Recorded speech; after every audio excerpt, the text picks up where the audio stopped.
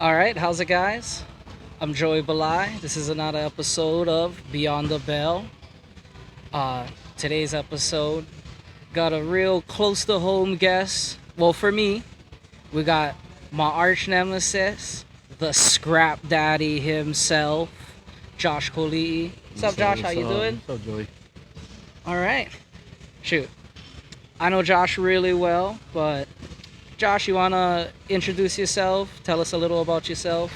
Yeah, sure. My name is Josh Koli'i, from Mililani, Hawaii. Grew up in Kipapa. I was an amateur fighter down here for a few years, and then in Missouri, and then now I coach. Nice. All right. Let's just get started right at the beginning. How you got you started in martial arts? Um, I got my start. Well, growing up, I was real scrawny. I was 125. I didn't break 100 pounds till I was in high school, so I've always been real small, kind of a complex about myself.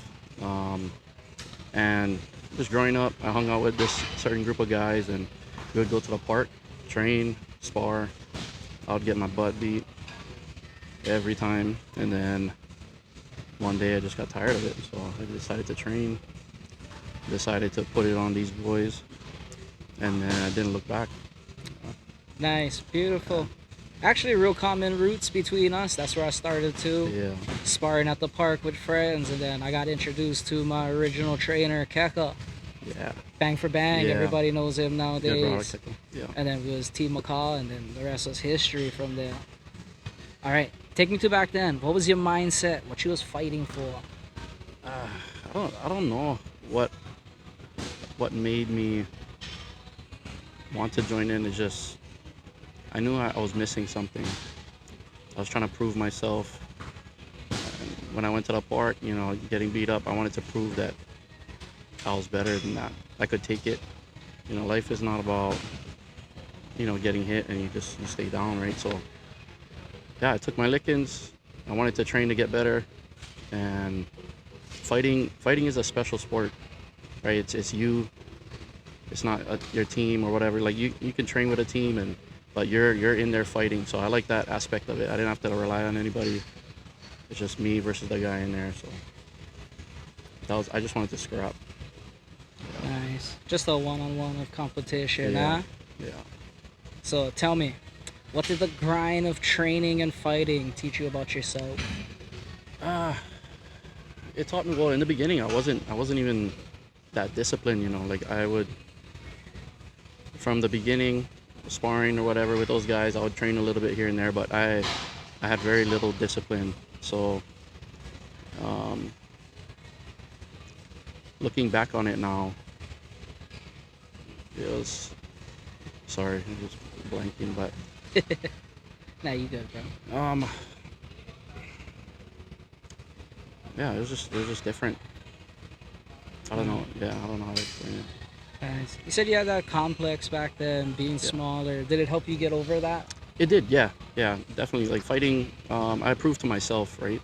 I'm not proving it really to anybody else. I was proving to myself that I was better than what I was, and I could do certain things. So fighting helped me gain confidence, right? Not looking for fights or whatever like that, but I could protect myself. Because I always walked around, I was a scrawny kid. There's bigger kids, especially where I lived, and yeah, it just gave me confidence to become a better person, better guy, I guess. Nice. What do you miss the most about fighting? I miss the competition. I'm not real competitive anymore.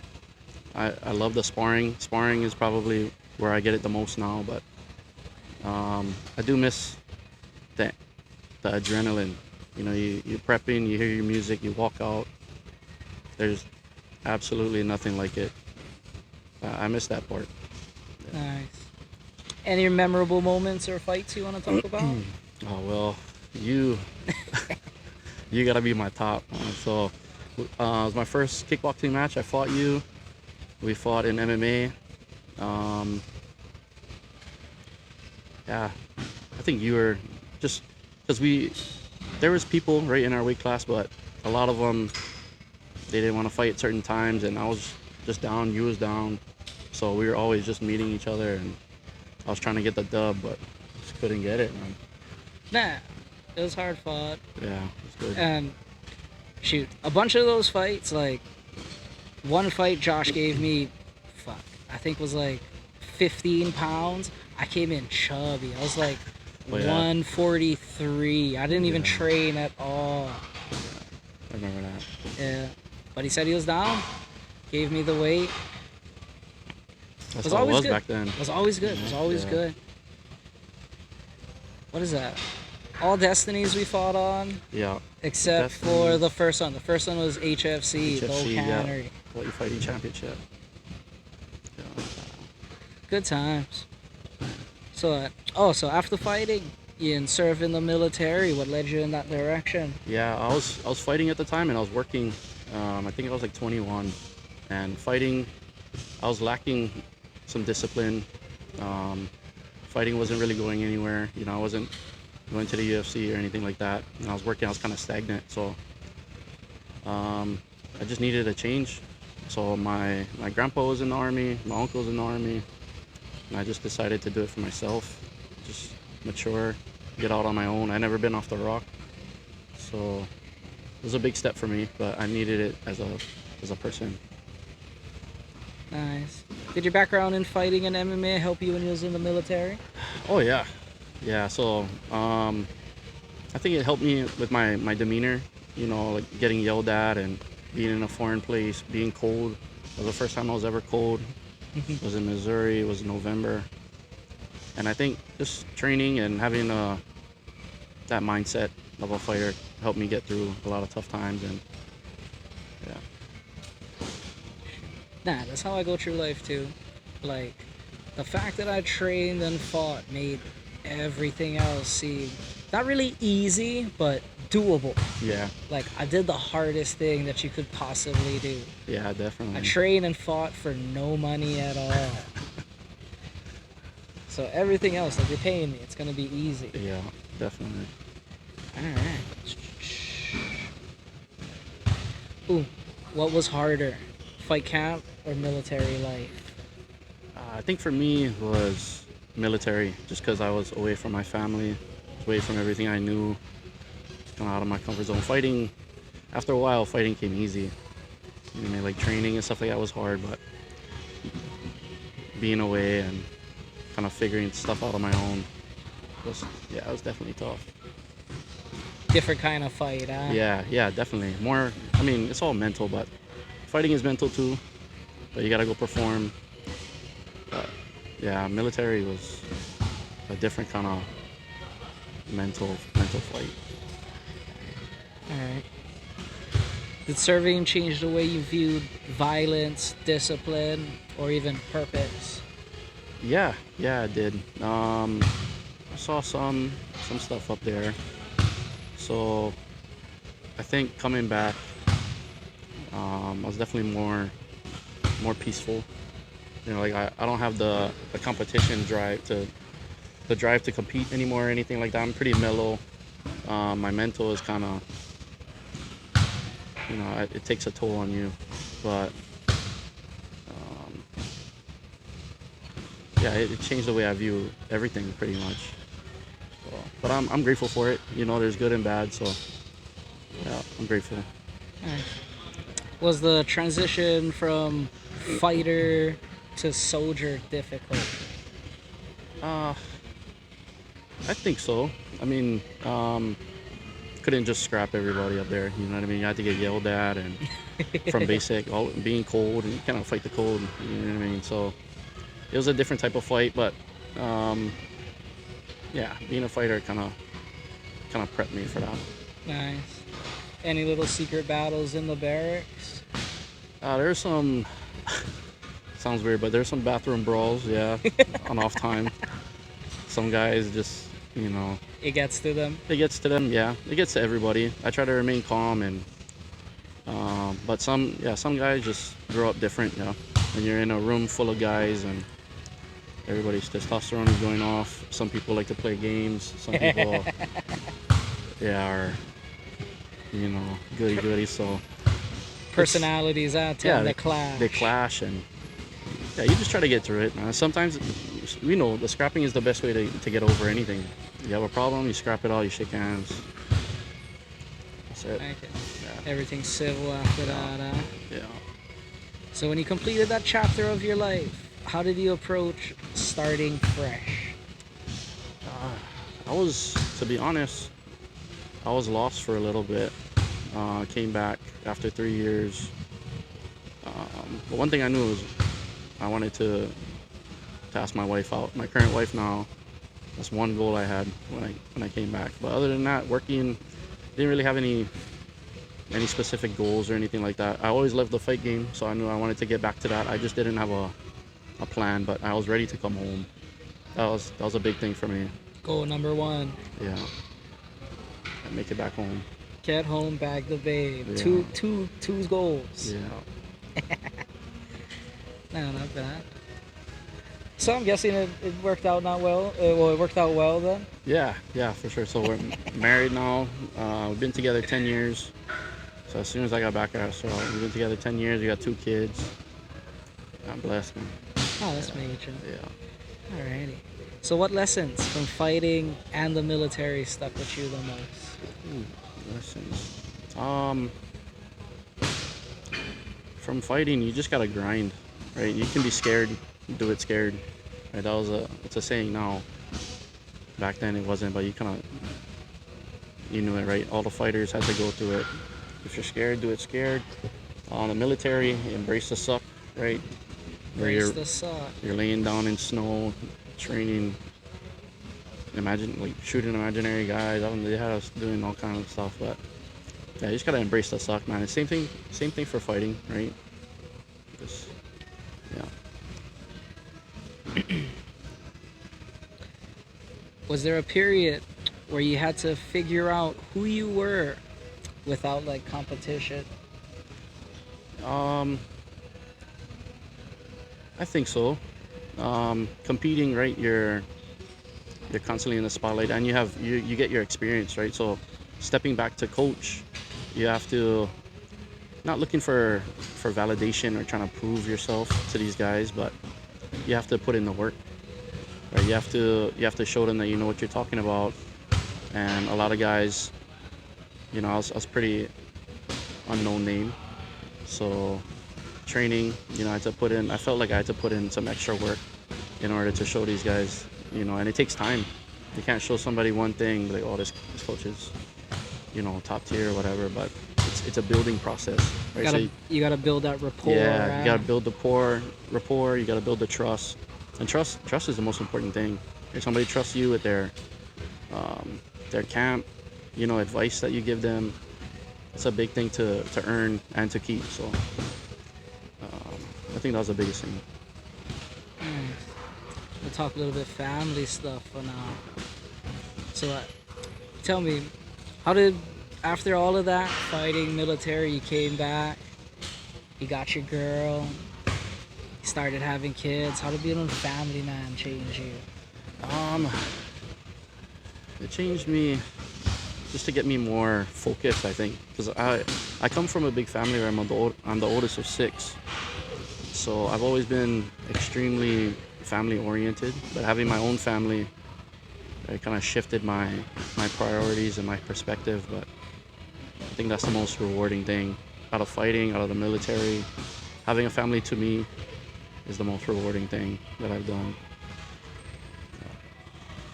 So, did your definition of strength change after having a family? Strength, yeah, definitely. So we went through some health issues with my wife. So my wife is currently in stage 5 kidney failure. She does dialysis and stuff like that. So that happened right after COVID. And she went through some other health issues to where I had to take care of her. I had to change like bandages. She had bandages on her legs from another issue called calciphylaxis. So calcium builds up in the blood vessels, and it causes your skin and muscle to kind of decay. So you have to clean it off. You have to bandage. So I had to take care of her like that, and just going through this whole health journey with her. it's a different type of fight, right? You can get angry or whatever, but it's happening to somebody you love. So watching that was probably the hardest thing I've ever had to do. So that was a different kind of strength as a family. I have to take care of my kids. I have to be the man of the house. I have to take care of my wife, possibly losing her. I thought I was going to lose her a couple times. So, and that's the helpless feeling, right? That's a different type of hurdle to get over, different type of strength you got to find. So, you did it, man. Did it. That's fucking beautiful, my bro.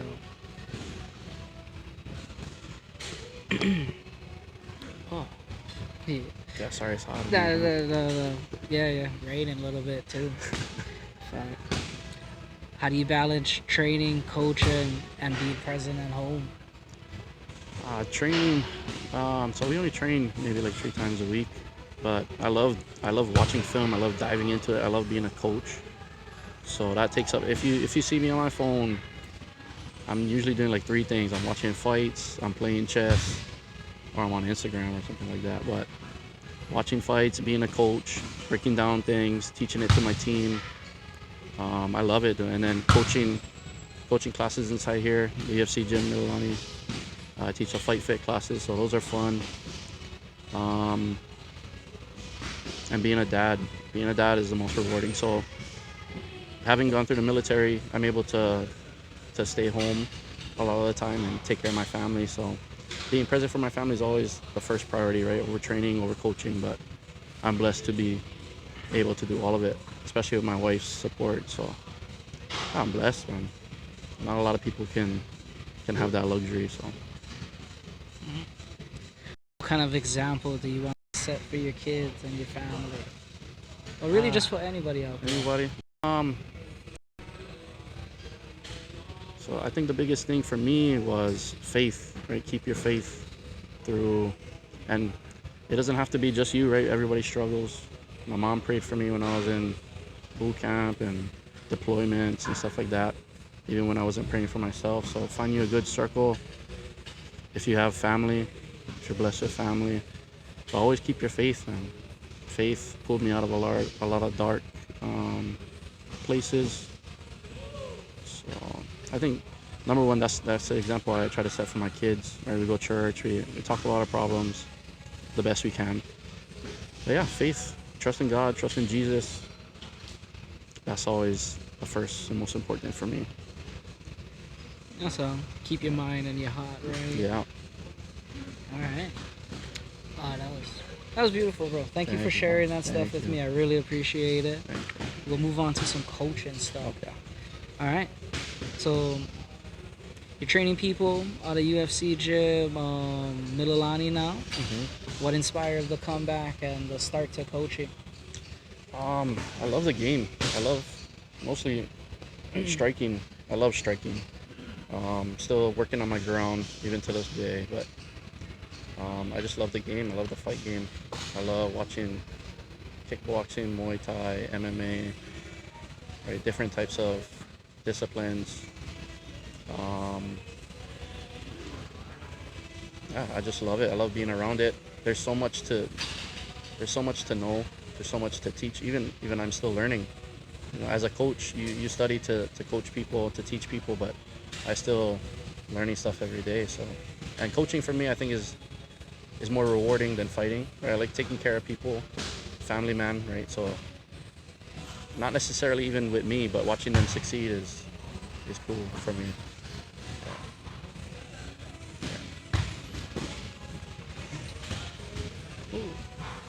How does your experience as a fighter shape the way you teach? So back then, I was training with my friends in garages and stuff like that, right, at the parks and all that stuff. So I want to be the person that I didn't necessarily have, right? I didn't grow up in a family to where they had their own gyms, and I didn't grow up with my father. So I did like sports and stuff growing up, but I wasn't ever in any combat sports or anything like that. So yeah, when I grew up, we just kind of did our own thing. So I try to be a coach that I didn't have. I try to look out for these guys, not sign up to just scrap on the spot like we did. You know, like have some discipline, have a good regiment, And yeah, I really look out for these guys. Nice. What is something you try to pass down that goes beyond technique? Um, I try not to be too preachy, right? Especially with these older guys. But whenever I can, I sprinkle a little Jesus in there. You know, tell them about my problems because everybody has problems, right? But like the group that we have, we talk about some stuff that we're going through. Tell them about what I went through with my wife and stuff like that, and we just try to help each other. So I think, especially these young guys, school, being a good person is more important than fighting, right? You can take that with you. Fighting, anybody can fight, but if you're a good influence on somebody, or you can be a good influence on somebody younger, and they take that with them, then I feel good about that. Yes, sir.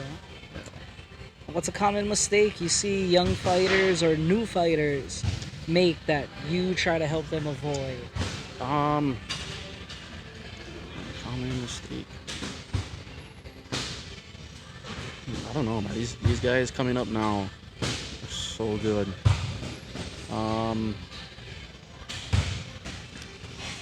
don't know. That's a tough question.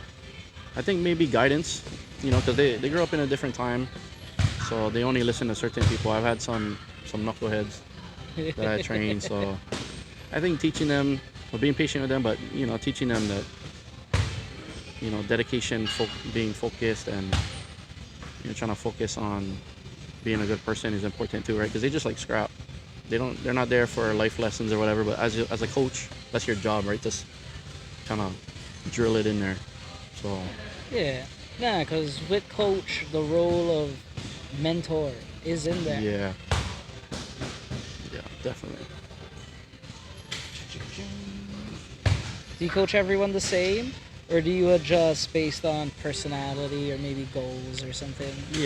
I train everybody different. I mean, there's group drills and stuff like that, right? We all know that, but depending on the person, depending on their stature, what they want to accomplish, right? You have a certain, you can look at somebody and kind of see what they should do, but if they're gonna fight how they want to fight, then you gotta kind of tailor what you coach them, right? So yeah, everybody's different.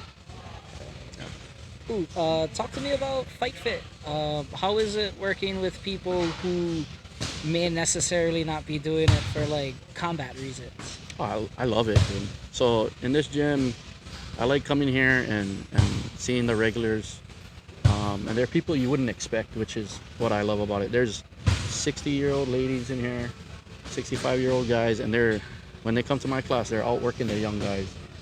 And they have one speed, right? They just go the whole time. So I love it, man. I love the fitness guys as well as the fighters. Yeah. Nice. Talk to me a little about the fight team you guys got around here. Okay. Yeah, we have Goodfellas Academy, right? Sure, right there. We got a couple brothers on the team. Fonzo Pizzolo, Noms, brother Noms. We got Taz Stevenson, Kaigua. We got Gabe Miller from UFC Gym Mililani with the ground. We got a lot of good people on the team. We started. They've been together for a few years. Me and my brother hopped in last year, and it's been fun, man. Just working with those group of guys. I knew them when we were younger too, Taz and Gabe, and then to meet Alfonso and to work with him. It's good, man. It's nice to collab, and it's nice to have people who want to work together and support each other. And we all cross train, right? There's different gyms that we all go to, but we come together as a collective and we help each other. So yeah, this group is dope too. I think that's super important. A bunch of like high level people coming together with a common goal of everybody getting better, everybody being the best. Yeah. That's what it's about, right? Just improving and trying to get, it doesn't have to be necessarily with us, right? Like if I want to see everybody win, even if it's not with our team, but we come together as a team, we train, and we all get something out of it. Yeah. So, and I train with them too, and they kill me every time. But I love it though. So Nah, but that's high level, like some high level names you can yeah, drop there. Al, Alto the Kind, Alto West, Marcus Brada, Tad Stevenson. I've been following that guy for a long time. yeah, Shoot. Nama, professional. yeah. Hope to get you on the podcast soon, bro. Reply to the DM on the Instagram. Yeah. Alrighty. This is actually one of my favorite questions for like the coaches that I Okay. interview. What makes a good coach? What makes a good coach? A couple things. I think caring. Right? You got to care about these guys. You got to be knowledgeable in what you do, and you gotta grind. Don't stop learning, and you gotta be humble enough to know that if you don't know, right, go find the answer. Right? You cannot act like you know everything if you don't. So, because that could get people hurt, right? That can get your fighters hurt. So, if you don't know, being real with yourself, and I think just collabing with people too. Like I learned from all these guys. I learned from fighters. I learned from coaches. It makes me a better coach. And I think you gotta love it. Love for the game, I think, comes first. Then you gotta care about people. You gotta take care of your fighters. Not just push them. You gotta care. And then Yeah, pushing them is only a part of their job. yeah. All right. Now that question, there's always a flip side. Right. What makes a good student? Being a good student, I think, ready to work. So I'm ready to work, being humble, um, open ears, open eyes, closed mouth, right? Most of the time. There's time for questions, there's a time to listen. I think discerning that, and then coming with a good attitude, right? I think good effort, good attitude. Put in a good effort, come with a positive attitude, can do wonders for you. Yes, sir. All right. Ooh, okay, we'll start finishing up. Okay. All right. When you look back on your life now, fighter, veteran, coach, husband, father, what are you most proud of? I think my family. Family. I always wanted a family. I come from a good family, so having my own. Um, my wife is awesome. My kids are awesome, right? Most days. Um, nah, they're great. But I think my family, building my own family, and instilling lessons, and it's the biggest job anybody can have, right? To change somebody's life. So yeah, having my own family. Yes, sir. All right. If a young fighter is listening right now, what advice would you have them? What would you have for them? Find a good coach, find a good team, come ready to work. Um, yeah, good attitude goes a long way. Nobody wants to work with a know-it-all or somebody who's always talking back or saying something. So if you know it all, just go do your own thing. But if you want to learn, right, there's a coach for everybody, and you can cross-train now. So it's not like how it was before, right? You stay within your gym. There's the fight community down here in Hawaii is so good, and everybody's cool. You can come cross-train. There's hybrid house, Coach Carl, Harris, them. Carl always has us. He's helped me a lot. Yeah, go learn as much as you can. Yeah, information is just available, so soak it all up. Yes, sir. Carl, another name, another Yeah, guy. I'm gonna make it out east again, bro. I promise. We're gonna get you on too. yeah, Carl is good, bro. yeah. He's Super got deceptive for like his size and yeah, stuff. Got a real awkward style. yeah. But And he's dedicated too. Like you watch the growth in him over the last few years. He's super dedicated, man. So I, I admire how into the lifestyle from the time he opens his eyes till he goes to bed. yeah, he's He's always doing in the the gym. thing. Yeah. Yeah, doing PT or training guys for fighting. Yeah, he's all over the place. Solid guy. Yes, sir. Yeah. Carl. All right. What does success look like for you at this stage of of your life? Success. Helping guys get to their fights, get through it, unhurt, unscathed. Inputting wisdom in the younger generation, even guys my age, right? Having a good family, having good kids, them being good people, right, having a solid relationship with my wife, and then surrounding myself with good people. As you get older, you don't want to be around the drama, and there's always drama if you look around. So surround yourself with good people, a good team, people who want genuinely the best for you, and your life is just so much better. Yeah. All right. How do you want to be remembered? Not just as a fighter, but as a man. Want to be remembered as somebody who loved Jesus, tried his best, and loved others. Yes, in any way I can. With fighters, it's caring about the regiments, the drills, and all this kind of stuff with my family, taking care of my family, being the man I'm supposed to be. Yeah, just being a caretaker, loving others. Yeah. My guy. All right. My favorite question. Any message or inspiration you want to share with the fans? Inspiration. Get us motivated right at the end. At the end, Jesus saves. Go to church. Find a good church. Find faith. Everybody needs to believe in something. Jesus will change your life. My bro. Short, simple message. Right to the point. Alrighty. Anyone or anything you want to shout out? Gym, people, sponsors? Yeah, I'd like to shout out UFC Gym Mililani. Love working here. Love the people. Shout out to the Goodfellas Academy, the boys.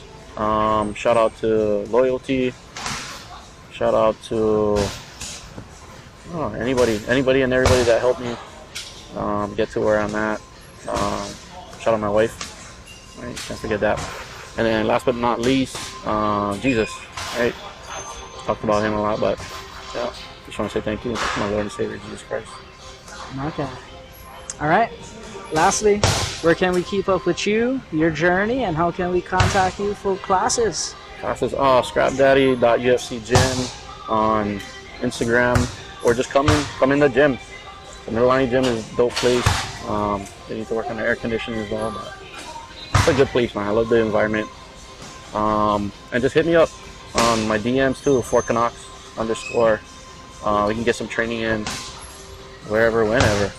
And thank you, Brother Joey. Thank you for having me, man. I appreciate it. It's good to talk, man. Yes, sir. Anything I can do for the fight community? My bro, thank you for coming on. Thank you, bro. I appreciate it. Guys, if you made it this far, thank you for listening. Yeah. I appreciate it. I'm Joey Balai, Josh Koli'i. This has been Beyond the Bell. Train hard, fight easy. Let's go. Oh, I'm gonna call that a success. Yeah. Thank you, brother. I felt like I was ranting. No, bro, I love it. That was the fucking one.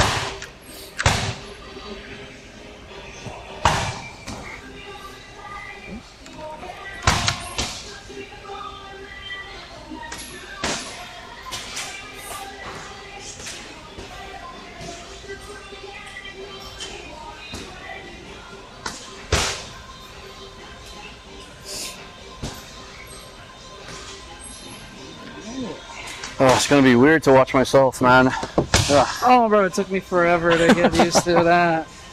Yeah.